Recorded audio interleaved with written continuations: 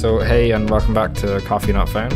I'm with Fiach, our sound engineer, or sound guy from the office here at Nebula, and we're going to be talking about sound effects and soundtracks in video games and the effect that has on marketing, how it's used by some brands, and how important it is to have a good soundtrack or have a consistent use of sound effects, or sort of give yourself some sort of a sound to identify by, because a lot of people forget that, you know, you recognize somebody by seeing them, but often you hear somebody before you see them. It's just the same as you hear a game or you hear a movie or you hear a song. yeah I mean, one of the most noticeable voices is Morgan Freeman. Like, if he was everybody in a knows game, Morgan like, Freeman. oh, that'd be amazing. But I know I've seen like Steve Buscemi doing a Deadpool cover. I don't know whether it was an impression artist or something, but when the kind of cartoon version of Deadpool came out, like Steve Buscemi was like doing a YouTube video for it. It could have just been some sort of voice changer, I don't know. Okay, so we're gonna start off really talking about how the importance of soundtracks when it comes to leading up to a game launch in your campaign, or really for any brand launching anything. It can be quite important, especially in the audio-visual space, which games are a part of, and movies and YouTube series and podcasts and the rest. It's important to have some sort of a soundtrack that matches the theme, I guess, and that's recognizable.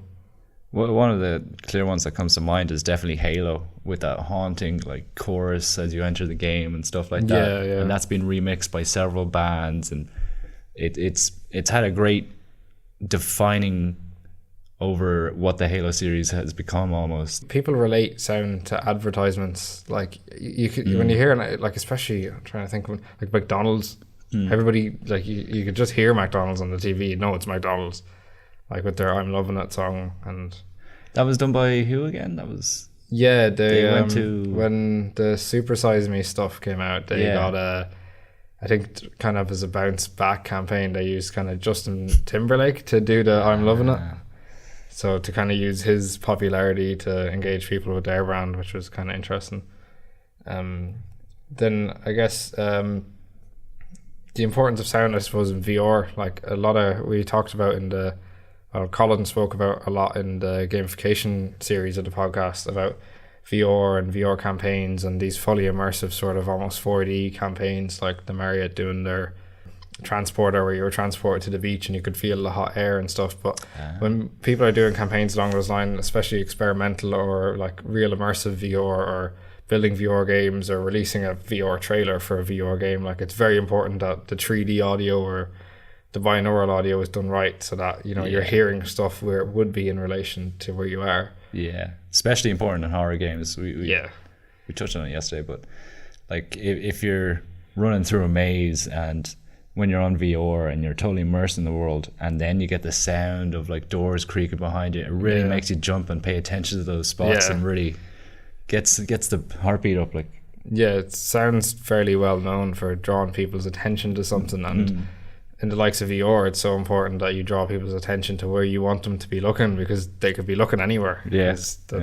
Like, it's 360 degrees, it's everything in the room they can look at, and like, it'd be pretty terrible if, you know, they were looking one way and the jump scare happened behind them and they didn't even hear it, or the placement of the sound wasn't right. Or I suppose another thing we talked about was like sound relating to products.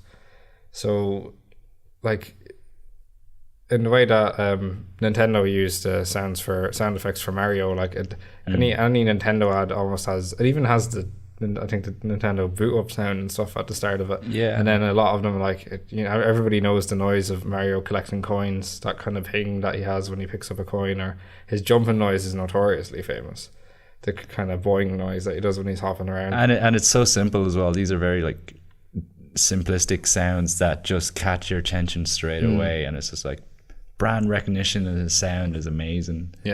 If you can get it right.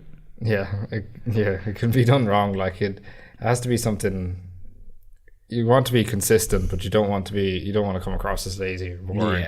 You know, like, you want to repeat something, but obviously there's no point in repeating a really irritating sound.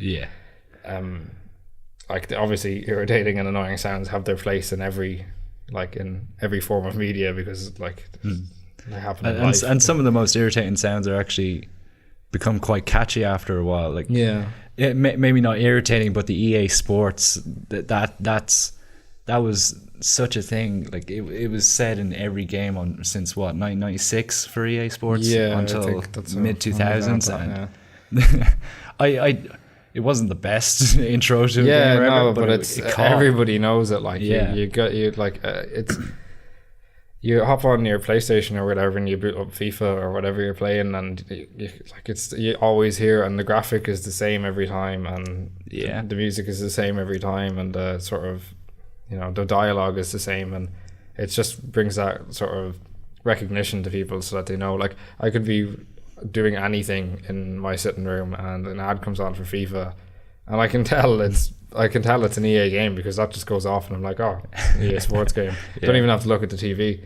And it can be really important for brands and games to sort of build that recognition with their customer base, especially if they're releasing a series of games. Or even going deeper into FIFA, you listen to some of the soundtracks that FIFA put on, like those were amazing songs that they managed to gather, and you listen back 10 years now and it's like that's an amazing playlist. That's like really good. How do they gather all these songs, and how would they resource it? Or maybe hang on, how do I phrase this?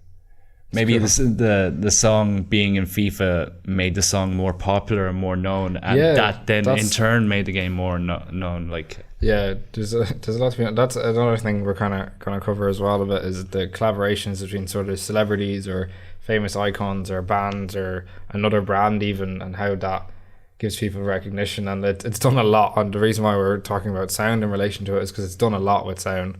So like anybody who's familiar with Portal 2 will be familiar with Wheatley, who he's helping you in the beginning, I think, and then he turns into the antagonist by the end. Yeah. And he's played by Stephen Merchant, and everybody knows his voice a mile away. Like well, anybody in UK and Ireland, I suppose. Like he's quite a famous comedian, and he'd be in a lot of films, and he'd do a lot of stand up and that. And it's sort of building that sort of brand engagement again, using someone else as the McDonald's example with Justin Timberlake. And then Portal 2 also had who was the Lemons guy? J.K. Simmons. I want to say J.K. Simmons, but it probably isn't. Which was we had like Stephen Merchant. Stephen Merchant. We had Stephen Merchant, whereas the Americans, they got their own little reference to. He would be in the same type of scale as England and Ireland would have Wheatley, Thingy, and Thingy would have. Yeah. That makes sense. I suppose then the next example really is Liam Neeson in Fallout 3. Like he was the dad in Fallout 3 we were searching for, and like that was a big contract for Bethesda to get in there, but like you can big role in the game. Like it's almost the main objective of the game is to find Liam Neeson. Like, and a more recent one would be Death Stranding, which has Norman Reedus, I think. I'm not sure if he's the main character. There's only a trailer out for it right now, although there probably is gameplay, so I just haven't seen it yet. So I should know, but I don't. No, I think it's been 2 cinematic trailers that's been out for it, and there's been Norman Reedus. He's if you're not familiar with Walking Dead, he's a very famous character from Walking Dead. A lot of people like. Because of a crossbow, right? I think that's the crossbow guy. He's in the trailer for it, which was released by IGN there not that long ago, and I think it's got over 1 million views on YouTube already. And the trailer starts and he's narrating, and you instantly recognize his voice. Like if you know him at all, you know exactly who he is. And then I suppose it kind of links the two brands together almost, The Walking Dead and Death Stranding, not in the sense that they're two from the same company, but in the sense that Norman Reedus is in both of them, and you know his voice. So you see him on Walking Dead and you kind of think of Death Stranding, and then you see him in Death Stranding and you kind of think of Walking Dead. So building that kind of recognizable voice to remind people or to engage customers with your game, like Yeah, and with mocap becoming such a big thing now, with was it Andy Serkis with Planet of the Apes?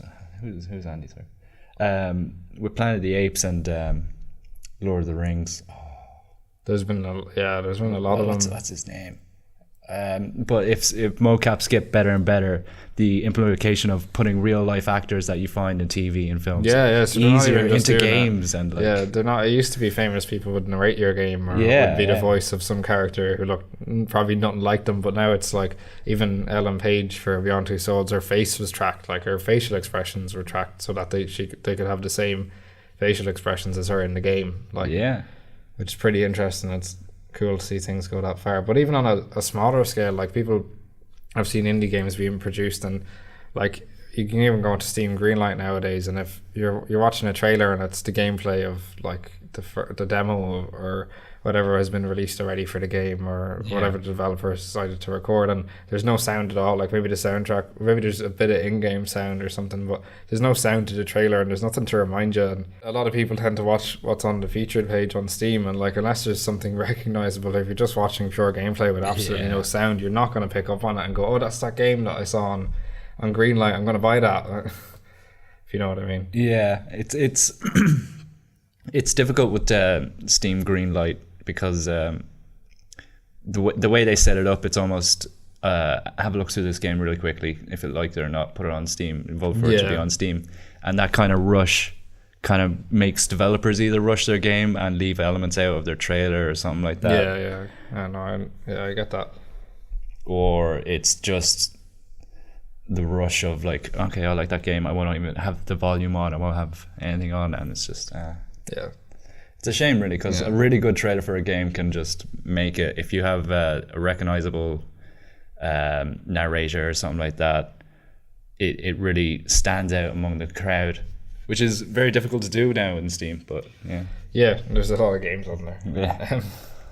I suppose then, given another few examples of sort of using sound to promote your brand, there's lots of sounds actually from games nowadays, and that I suppose it's not something you can't always choose it. Like not every video on the internet goes viral. Like the internet chooses what goes viral, and not every sound is going to be the one that gamers pick out or your customer base picks out and goes, oh, that's them. But having a sound and building a brand and including sound effects or including a soundtrack, it adds that extra element. Because I think you mentioned before in the office that like sound, it's sort of one of those primal senses that people don't think about a lot, but it's one of the first things you go to when you're trying to remember something. And I suppose a few examples though, like everybody knows the Sonic the Hedgehog picking up the rings, like you're going 200 mile an hour as Sonic spinning, even a spinning up noise. I remember doing that on Sega Mega Drive or something. And the way the developers made use of just using 8-bit and 16-bit like little things, like they wouldn't have the full range or even the space, but they still managed to get out these catchy little things to hook people sound effects, these kind of Foley sounds or whatever. And then I suppose another one that I always hear on trailers, another sort of Nintendo one, just kind of like the Mario picking up the coins, and that is the countdown in Mario Kart. I think on a good few of their advertisements and stuff, it's like you hear the countdown at the beginning before the trailer actually kind of kicks in. There's like you see the Mario Kart logo come up and you hear the like beep beep beep, and it's just it's a really like simple sound for people to recognize. Like everybody who's ever played Mario Kart or ever really been engaged with Nintendo at all knows it. And it kind of sets up like that's if I was to research a countdown timer for a game or something like that, I would start out with Nintendo and then I would branch off to see what other types of countdowns are people doing and trying to make something recognizable but not too similar. You don't want to be copycatting something.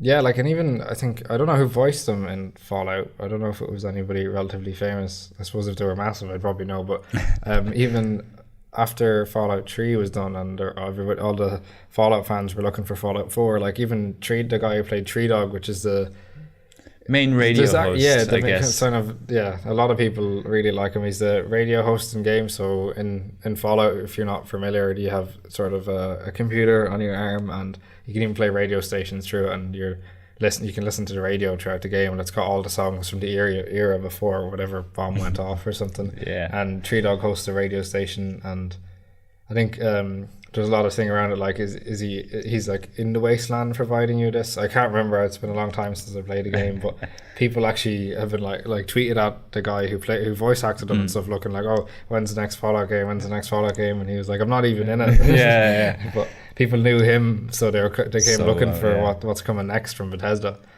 And it goes to show, like, if your game gets as big, it can sometimes bring up the people, like the actors and stuff, to better recognize, and then they can develop other series and hopefully recognize them and progress. Yeah. And yeah, so I suppose probably one of the most famous ones is the Pac-Man noise when Pac-Man's moving across it. Yeah, the sort of waka waka noise that he does when he's running around the place. Everybody knows that noise. Like, it's even reused by lots of people online, and it's in movies, and everybody knows the Pac-Man noise anyway. And then the last kind of example we have here is so anybody who's familiar with Metal Gear Solid will always know that when you're trying to stealth your way around the map, or you're at a base and you're hiding behind a crate of whatever it is, and you hear the alarm go off and you see and there's an exclamation mark, and that alert for when you're discovered has been the same sound since the first game. I'm sure it's probably been enhanced or remixed or whatever, but that's always been there. And kind of to reiterate that consistency you make that noise known, and people will always be reminded by it. Yeah, because it kind of sets people into an ease of like I'm so comfortable with this. I played this game before. I played this franchise before, and it builds that in trust almost.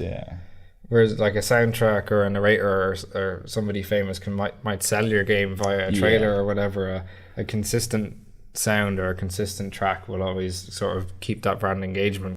Because I think something I've realized in the gamer world is people like things to get better, but for some reason don't like a whole lot of change. It's like anything changes in a game and it's like, oh no, they changed it, it's not the same anymore. And that's kind of a really big deal. I suppose that's pretty much it from us today. To sum up, I guess at the end really is the main key points we kind of made was the importance of sound in a game, the importance of sound as a part of your marketing campaign for a game or even a brand. Like we talked about McDonald's and how everybody recognizes their advertisements.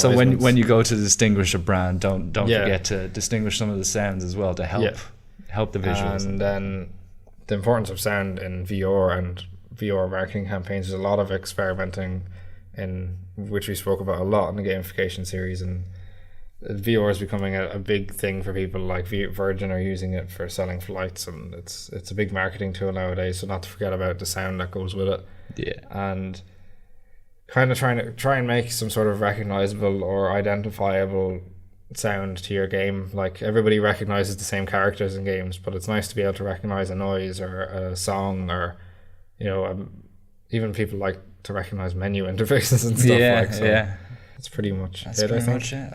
If you want to find us on social media, we are on Twitter at Coffee Not Found. We're on Facebook and Instagram at Coffee NF Podcast. And we're on YouTube, iTunes, Spotify, and Stitcher. And just find us at Coffee Not Found. Okay, this has been Coffee Not Found in association with Nebula Innovations, and see you next week. Bye.